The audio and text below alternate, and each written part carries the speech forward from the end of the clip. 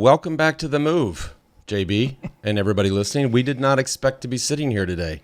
Not at all. This wasn't planned. This is kind of a bonus show. This is a special edition. Breaking news. Like, you know, the little or whatever they do. I'm just going to make one statement here right off the top and just be very clear.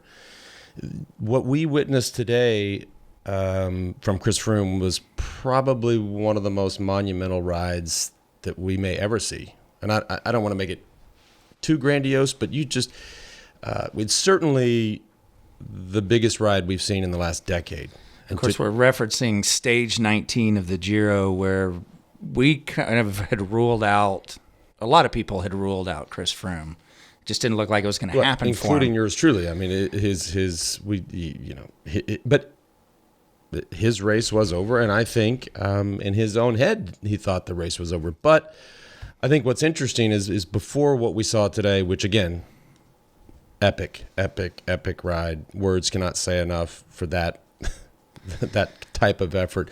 They knew that this was possible. They saw that Simon Yates, what did we read, lost 28 seconds in less than 2 kilometers yesterday, 14 seconds a kilometer. When you've been riding that strong that just every light goes off and says, this guy's in trouble.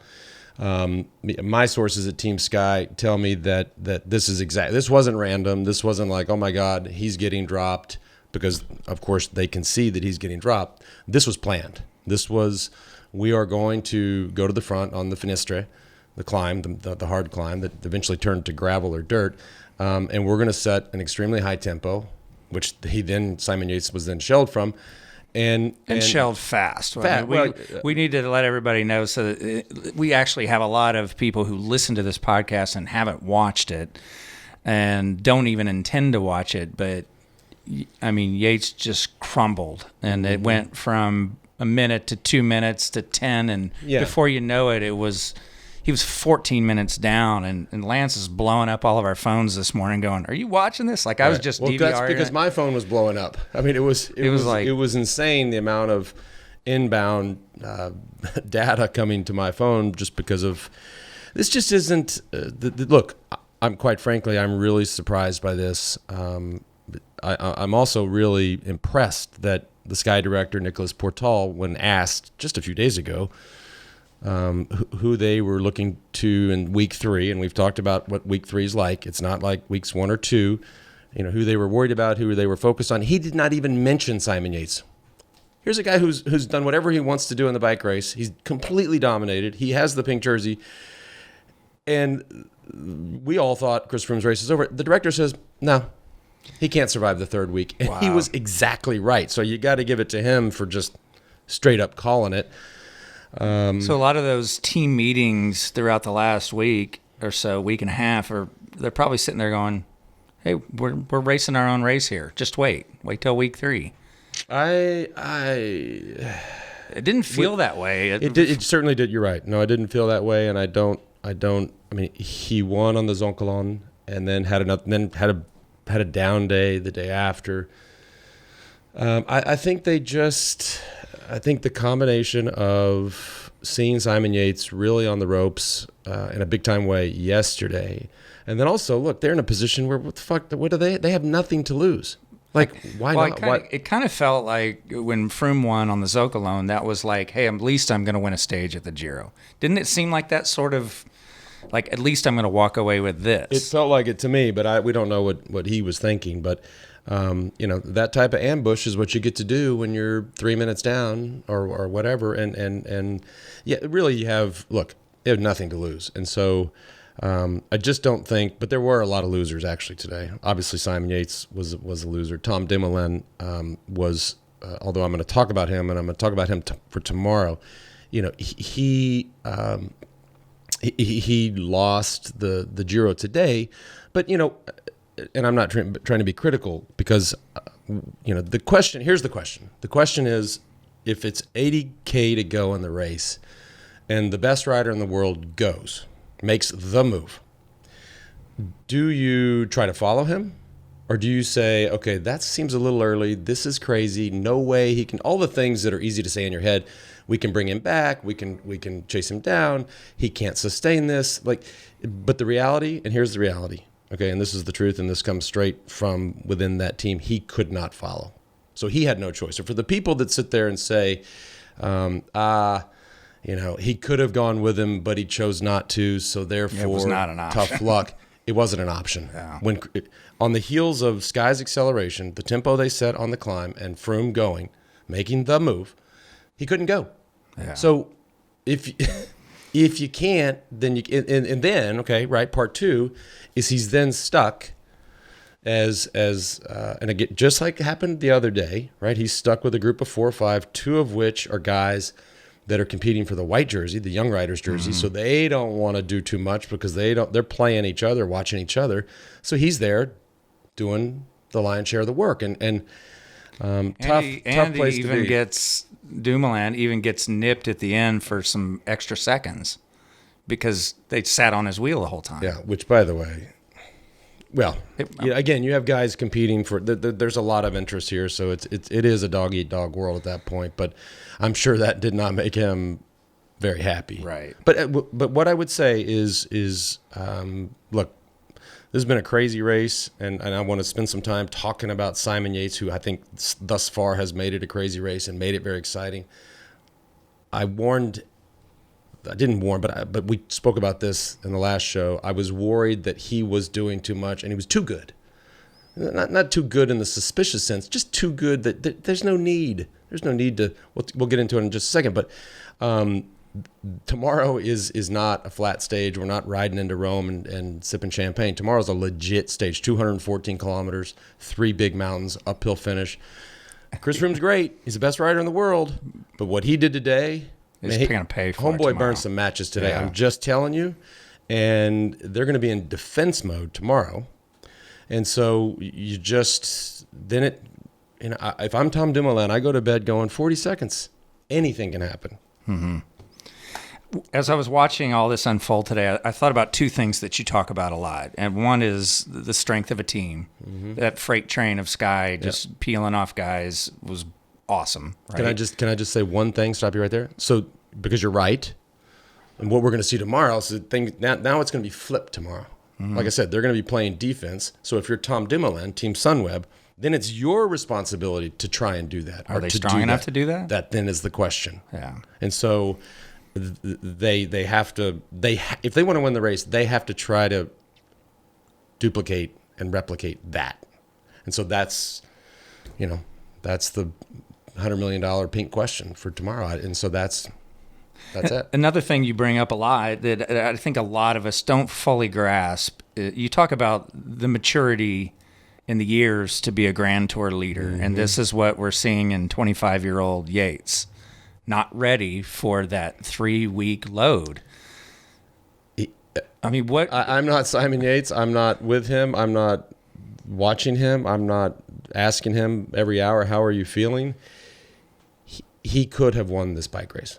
He could have won the Giro, even at 25 years old, with the inexperience that he may have. And I said it the other day. The body over the course of 3 weeks, you only get so many of those. Those accelerations, sprinting for time bonuses, sprinting for stage wins. Those are all great. Those are all great.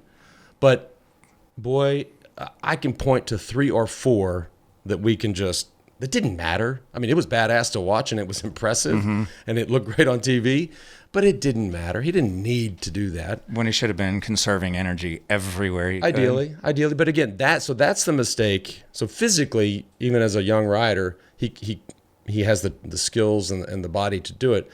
But those are issues of inexperience of the head, where you just go, I'm cool to get 4th today. I don't need to put on a show. And look, I'm not criticizing him because I know exactly what he's thinking. He's in the pink jersey. Mm-hmm. He's the first time he's led a Grand Tour. This is a huge deal. If you feel that good, right? If you feel that good, you're like, you do feel invincible. Mm-hmm. And so, but like we always talk about, at some point the man with a hammer comes and that happened. It didn't happen today. It happened yesterday. Yeah.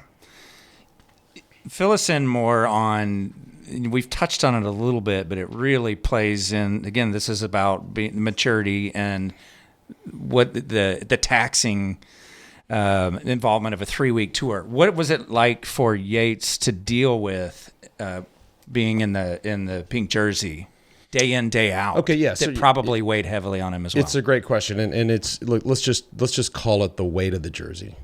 Right. And obviously, the jersey weighs the same as every other jersey. But you hear people talking, I don't mean to interrupt, but they talk often about how you're lifted when you're in the lead, but there's also a heavy burden. Yes and no. We saw the lift. Yeah. All those things I just talked about, those were the lift. That was the euphoria and the strength and the benefit of being the leader and being in the jersey.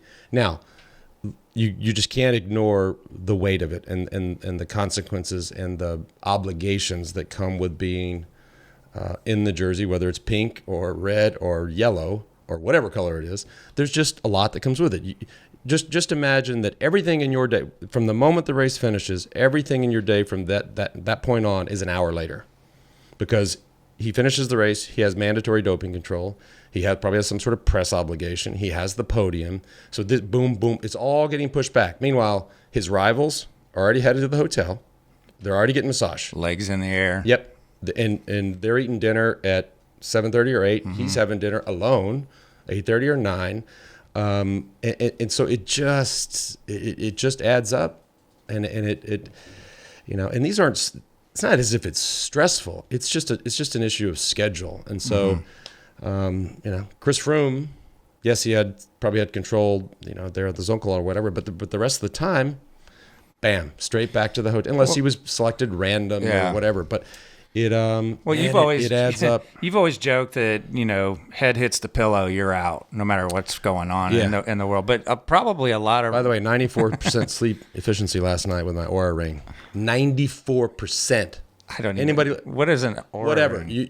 Anybody write me. 94%. Okay, we'll talk about that another time. We'll go down a rabbit hole talking about how you're measuring your sleep right now. But cool. For some of these guys, when they're probably elevated like this, they probably can't sleep like you do, or some people. Sleep is a very personal thing. Some people are good sleepers. Some people are not. And some people need it just absolutely perfect. They need it quiet. They need the temperature at 72 degrees. And shit, I'll sleep anywhere.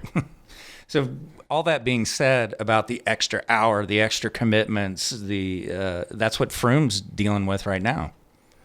Well, for one day. Yeah. It's one day. One day of it. I don't know if I said it yet, but what we witnessed was, you're not going to see that for a long time. We saw the interview and the guy says, was this the most epic ride of your career? I mean, that goes under the dumbest question of the day. Like, there's nothing in his career or in anybody else's career the last decade that compares. This is just, it was so spectacular. Hats off to him, man. Going 80K from the finish solo. On 50, dirt. And the dirt. I want to talk about the dirt. They kept referring to it as gravel, and they said that they were actually trucks out there rolling it prior to the race coming through, but it looked rugged to me. It looked like, because you see them looking for a line, much like you would see in the classics. Well, when you have what you also saw at as they approached the summit is the snowbank, or the snow on the side of the roads, the walls were still huge. So that it's warm out; those are obviously melting. So when that stuff starts to melt off, it's just creating these little rivers, these little canyons in the middle of the road. You can roll it all you want. You can't get it. You just can't get it flat. The question is what do those guys think about riding on the dirt or riding on gravel? What do I think about? I mean, I think it's amazing. I think a sport which should be, and I think in some ways is trying to figure out a way to reinvent itself. Look to what's working. Okay, because here's what's working, right? Gravel racing in the United States and probably abroad is working. I mean, if you want to look at events that are selling out quicker than anything else, they're gravel events. Gravel bikes selling like hotcakes. People wanting to get off main, paved, congested roads with people on their phones and all that other shit, and they want to get out by themselves without the distraction, without the risk. And so gravel racing is exploding. So I think it's awesome that, and we're not talking, don't get it confused with cobblestones, because it's not. Right. But it changes, my question, and I should know the answer, and I don't know the answer, is what part or how much of the descent was gravel or dirt. And somebody, I'm sure 100 people will tell us, if any of that was dirt or gravel, that's a big deal. I don't recall seeing any descending. Yeah, so ideally, you'd hate to see Chris Froome on a ride like that and have to go 2 or 3 miles on a descent that was gravel. Anything can happen there. It got a little squirrely a couple times descending, riding that top tube. I don't know if you caught that. I can't. I know I can't imagine that Chris Froome ever gets squirrely on his bike. I mean, nothing changes there. I mean, this was the most incredible ride we've seen in a decade. But boy, the kid is still just really hard to watch. Just no other way to describe it. I know. I say it all the time. I'm not going to ever say anything different. It had to bring back some memories for you when they're talking about Sestriere. Yeah. Sestriere? Sestriere. Yeah. 1999. I took the yellow jersey in Metz in the time trial, and which nobody thought was going to happen. And I'll never forget, we had a rest day, and then we transferred down there, and everybody's like, okay, well, that's great. The cancer kid got the yellow jersey, but he can't climb. And I said, okay, well, we'll see. And kept it through Sestriere, kept it to Paris. And so based on what I can tell, looking at the profile, they did the other side, they did the back side, so they didn't do the same side that we did, or at least they came into it from a different direction and caught sort of half of it. Sestriere today wasn't as long as it was for us in 1999 because, as you may or may not know, these mountains, oftentimes there's at least 2 or 3 different ways to get to the top. Okay. Yeah. And so you weren't descending gravel when you did it in 99. Negative. Right. Negative. Right. Interesting. Because we didn't descend because it was an uphill finish. So it was, right. Let's talk about Dumoulin and what he's thinking, what possibility he has. What is it, 40 seconds to make up? He can still win. He can still win. My only the reason I hedge, well, other than the fact he's racing, trying to win or take 40 off the best rider in the world, is he had a very similar day. I mean, Chris Froome was exceptional and put out an extraordinary effort that he will pay for, but Tom Dumoulin did the same thing. Those guys that he was with were not helping him. He essentially they were essentially time trialing against each other. Yes, he might have got some help here or there, but he had a big day too. But if I'm him, I tell him, like, dude, we got nothing to lose. The team has to be, I don't know where his team is in terms of fatigue or readiness. They have to be, somehow find the way to be Team Sky tomorrow. And if they do that, Chris Froome could get in trouble. You do pay for efforts like that. But when it's that close, I mean, you got one day to go. I mean, if you're Froome, you're like, all I got to do is just get through today. Yeah. But you never know, like we learned today, you never know when someone completely cracks. You just never know. It was like one time I was talking to Ben Crenshaw, the golfer, and he was I think he was playing a match play with Gary Player. This has nothing to do with today, but I think this story is amazing. And so match play, you can concede the hole to somebody, or you can give them a putt if it's a 3-foot putt, a 2-foot putt. Crenshaw had like an 8-inch putt. Ben Crenshaw is the best putter in the world at that time. And Ben's like, hey, Gary, this good? And Gary goes, Ben, you just never know. And he made him putt it. How fucked up is that? Assuming he made the putt. But the cycling fans were like, what is he talking about now? He's lost it. Okay. Any other things to look for tomorrow? I think we've covered most of it. It's like Dumoulin's got to have the perfect team and the perfect day, and Chris Froome has to crack. Otherwise, this is over. I haven't looked at the weather. Weather is always a factor. It's 214 kilometers, which is pretty long. It's essentially flat. Gosh dang it, I'm just losing. I can't even see anymore, JB. This is terrible. I mean, it's almost dead flat for 130 kilometers. And then it's on like Donkey Kong. So you got 85 kilometers, 3 major climbs. And I'm just saying again, anything can happen. Anything can happen. Between two guys. I think between those two, but there's nobody. Yeah, this is 2 guys. Talking Froome and Dumoulin. Yep. Froome and Dumoulin. That difference in style, like Dumoulin's doesn't. It's like a freight train when it gets going and it's slow and steady. Yep. And then we've seen that Chris Froome can be a punchier, quicker accelerator. Yeah. I mean, how does that come into play? Tom Dumoulin has one speed, and that's not a criticism. That just is what it is. Yeah. And so, the good news for him is that one speed a lot of times is pretty fast and people can't hold the wheel, but he's not an explosive rider. He doesn't need to be. I mean, if the only way he's going to win is if Froome has a bad day. Yeah. He doesn't. It's not. We're not asking him to be exceptional like Chris Froome was today. He just has to hope that today's effort from Froome hurts him, and that. Quite frankly, that's the only way he can win. I wanted to share a comment with you. This came in on Facebook from Benoit. It said, love the podcast. Thanks for doing this, Lance. And you've been talking a lot about Froome spinning. Yep. I think you opened this door back when you were competing with Ulrich. Yep. He was pulling the tough ones as you were being more efficient. And Froome's taken what you did and taken it a bit further. But I have to say, I think you started all this. Okay. Thank you, or whatever. But look, cadence is an individual thing. So when I watch the New York City Marathon and I watch the stride of the leaders, some guys have a short stride, some guys have a long stride. Whether you're a man or a woman or you're at the front, it doesn't matter if you're at the front or the back of the race. We're watching the front. If you watch swimming, some people have a short stroke, some people have a long stroke. It's the same in cycling. It's not as if everybody, and this is a message, if there's any kid out there listening, you don't have to copy that. You have to do what your body wants to do. So Jan Ulrich, that's what his body was made to do. That's what he did. My body was made to spin at 100 plus, and so that's what I did. The problem is that if you're made to spin 100 plus, and the coolest guy in the sport is spinning 70, and you try that, you lose. Mm-hmm. So the key is to do what you're meant to do, and a lot of people don't figure that out. Too bad. And a quick question from Hunter writes in: let's get the move hats in the store. You feeling it? On the way.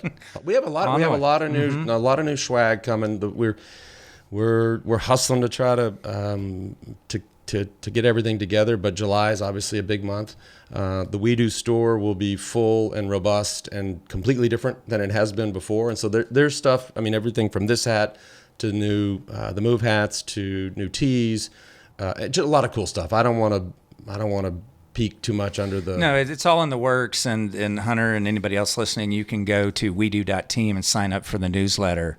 Then you'll be notified when all that stuff's ready to roll. But it is in progress. Yep. Can I just say before we leave, one special acknowledgement shout out, because I did not see this until I was just scanning the news today.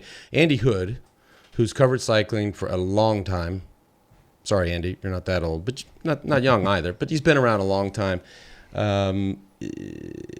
wrote an article on Velo News just one day ago. It says, headline: Are Froome and Sky plotting an ambush to win the Giro? The entire article is about exactly what happened. So maybe he published it today and post-dated it.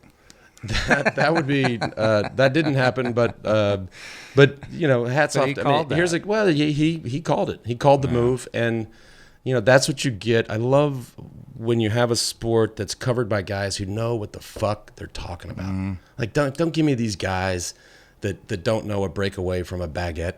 Don't. Mm-hmm. But you get a guy like Andy Hood that absolutely, I'm reading it. He called it. I mean, that's awesome. So congrats, Andy. That's all I got, man. You know what I got to do? I got to get out of here because my 18-year-old son is graduating high school today and headed to college. Congratulations. I was like, you know what? I'm not going to get emotional. I gave him a watch last night. Fuckers. The waiter had to mop me out. They couldn't even... I was trying to say something profound and important and special. I couldn't even talk. Anyways. And he's about to hit some training in the Texas heat. He is. Proud of you, Luke. I love you, buddy.